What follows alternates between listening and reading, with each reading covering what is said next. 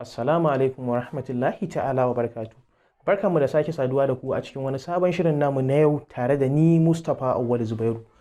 A yau darasinmu na yau zan koyar da mu yanda mutum zai rage shan data akan Instagram account ɗinsa. Idan kuka biyo mu akan wannan bidiyo namu da za mu yi tun daga farko har zuwa ƙarshe, za ku ga waɗansu hanyoyi da za mu bi mu koya muku yanda mutum zai bi domin ya rage shan data akan Instagram account ɗinsa. Assalamu alaikum wa rahmatullahi wa barakatu. Kamar yadda a cikin bidiyon mu a baya mun gaya muku cewa za mu koyar da ku yadda mutum zai rage shan data akan Instagram account ɗinsa. To da farko mutum abin da zai fara tunani zai duba akan wayarsa. Misali yana da ma Instagram ɗin nan ko bai da shi. Idan yana da wannan manhaja ta Instagram zai amfani da ita. Idan kuma bai da ita zai tafi Play Store, zai je ya sauke wannan manhaja akan wayarsa ya amfani da ita. To mu dama already muna da wannan manhaja akan wayarmu, za mu je mu dubo ta akan wayarmu. Misali ga ta a nan wajen mun nemo ta. To da mun je mun nemo ta ga ta, misali kun ganta na, sai na taba akanta, sai na clicking. Ina clicking za ta buɗo min wani sabon page na kamar interface na wannan Instagram account din. To zan je in nemi profile dina akan wannan Instagram din. Misali ga shi nan a nan wajen, sai na taba akai.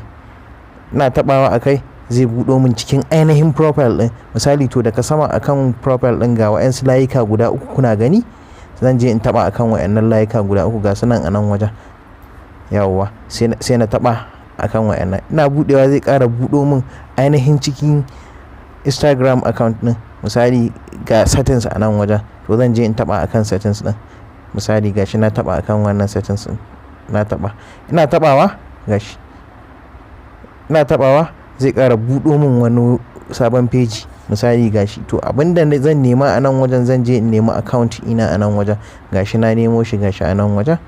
Misali gashi ana, sai na je na taba akan wannan account din. Ina tabawa akan wannan account din zai ƙara buɗo min wani sabon page. To misali wannan pejin da ya buɗo min a nan wajen, a list view din nan zan je in nemi mobile data use.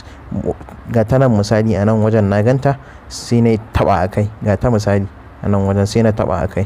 Ina tabawa zai ƙara buɗo min wani sabon page na wannan Instagram account din nawa. Gashi a nan wajen ya ce use less data.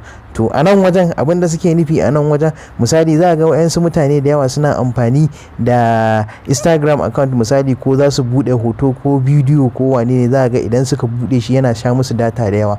To amfanin wannan abin gashi a ƙasa an rubuta data saver. Idan na kunna wannan data saver din, amfaninsa zai rage min shan data. Kuma sannan bidiyon da za ka kalla za ka kalle shi da high quality, ko hoto ne za a gan shi da HD ɗinsa zai fito. To a nan wajen zan je in taɓa. Misali ga ɗan wani abu na kunnawa da kashewa a nan wajen kuna gani. Misali ga shi a nan wajen, sai na taɓa a kai. Idan na taɓa wannan abin za ku ga ya canza ya koma blue. To wannan blue ɗin da ya nuna cewa wannan data saver ɗin na kunna shi. Idan kuma na ƙara taɓa shi za ku ga ya kashe. To amfanin wannan abin sai na ƙara kunna shi. Yanzu duk da na kunna Instagram account ina zai rage shan data, kuma amfaninsa zai yi sosai yanda nake so, yanda ya kamata. Ko hoto na bude ko bidiyo na bude zan kalle shi cikin sauki kuma ba tare da ya sha min data ba. Ina fata kun ji daɗin wannan bidiyo nawa. Mun gode. Ina fata kun ji daɗin bidiyo na, kuma ina fata za ku yi subscribing channel ita ta yanda za ku ringa samun sababbin shirye-shirye da zaran mun saki. Mun gode.